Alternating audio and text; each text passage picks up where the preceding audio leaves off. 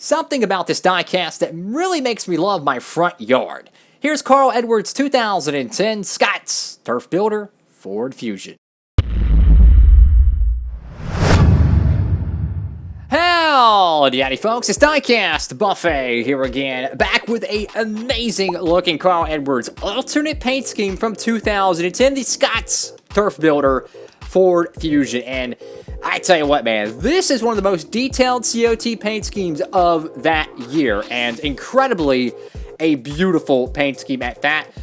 So many different shades of green, detailed three-dimensional paint scheme, water and hills and all kinds of good stuff across the sides. I tell you what, this is one of the most beautiful paint schemes from the 2010 season, especially from the Roush camp. Here's the official name for it, the SCOTTS Turf Builder Ford Fusion, and the box design from 2010 is very sharp.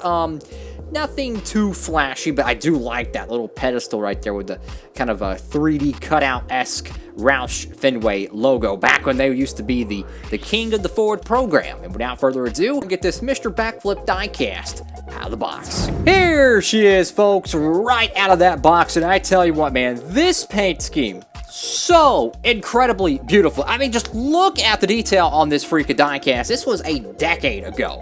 I got this car, I think, what was it, 2014? Yeah, 2014. Imagine being in the spring of 2014.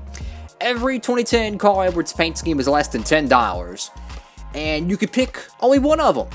I picked the SCOTTS Turf Builder car, and I think I picked a pretty good one, at least I hope. And unfortunately, like a Keith Urban song goes, days go by, and I tell you what, this is a fantastic looking paint scheme. And I tell you what, man, I miss SCOTTS being in NASCAR. Of course, you got SCOTTS right there on the hood. You got the Turf Builder logo right there. You got the Aflac duck. You know, a little bit of a throwback to Benny Parsons, if you know what I'm talking about. Cue the duck. You got the Fusion logo right there. Got the Ford grill piece right there. I mean, look at the detail, man. It looks like this cat just won the freaking All-Star race in like 2011. He got freaking dirt all over the freaking grill. That's detail. That is COT diecast for you. You got Goodyear Gatorback belts, Smooth, Kavite, Comp, Edelbrock, Sunoco.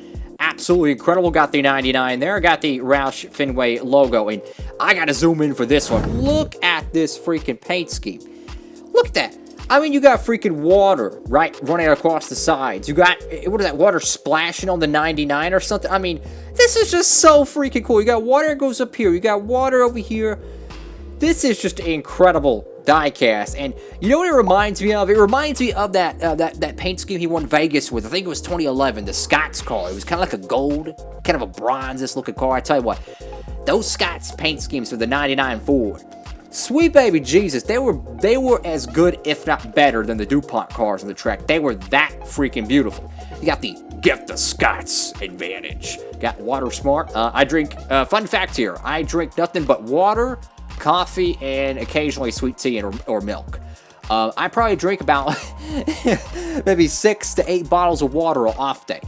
Gotta love that. Got Gillette Young Guns, back when that used to be a thing. Got Aflac. And probably one of my favorite parts of this car, check this out. So you have different shades of green all around, probably 6 or 7 different shades. But the winglets are painted with that very, very nice leprechaun green. You know, this is not a Lucky Charms diecast, but you got the SCOTTS logo right there with the black middle of the COT wing. Absolutely incredible. So you got NASCAR, Race Car, NASCAR, Sprint Cup Series, Mechanics Wear, Holly 3M USG. Some missing contingencies here. I know one's probably the Coors Light Polo Award. The other one could be another alcohol-affiliated one, maybe an energy drink or something. I have no clue. Got Odometer, Denso, Jegs, K&N, Stamp, or maybe they just wanted to have it spaced out. Who knows? Got the Goodyear logo right there. Got Carl Edwards' signature right there.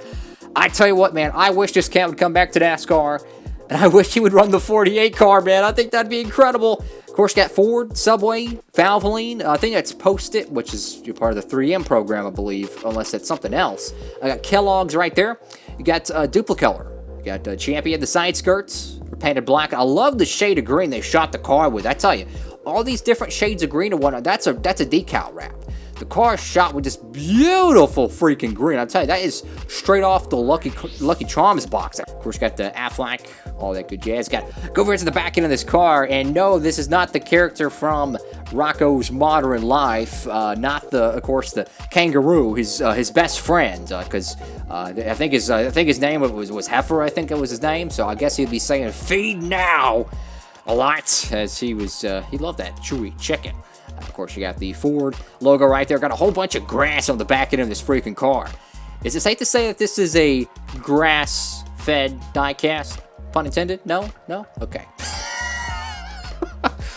Anyways, you got the, this is quite interesting. The back end of this car, you see those, like, spots? It looks like they took, like an aerosol can of black paint, and they just very tinily try to spray it around it, and it kind of splattered. I don't know, but got feed now right there. I love the back end with those detailed grass, sticks. Very nice. Got the 99 there. Going over to the right side of this car, and yes, the COT wing decal is a little bit wonky, Joel, but I tell you what, man. This car has dried up. Now, I remember back in 2014 picking up this car. I tell you what.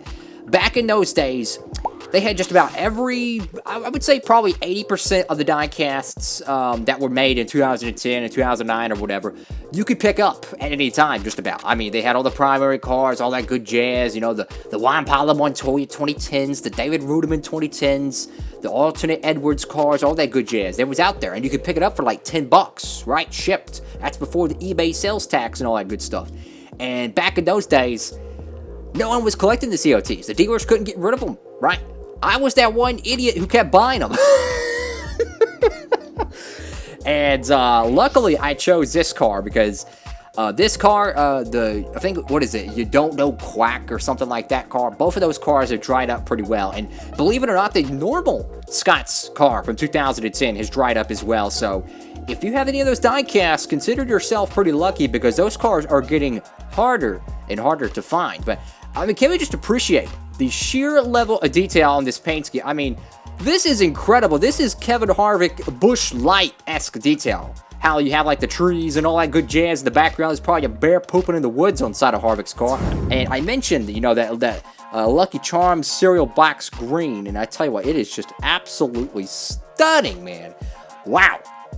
And the subtle differences here really make sometimes the best. That thin blue line around the 99 with the water and all that good jazz.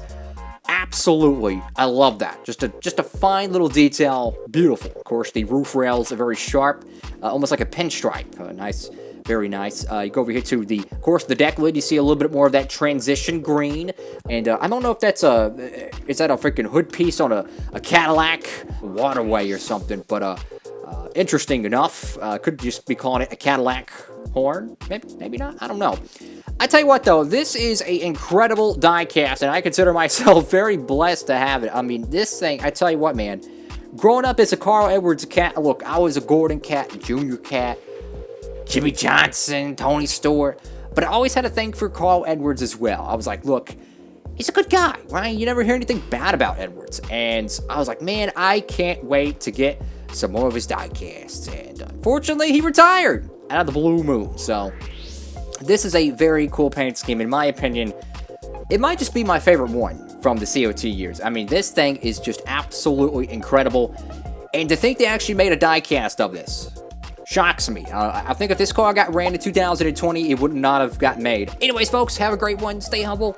God bless. Diecastbuffet. Signing off, Mike.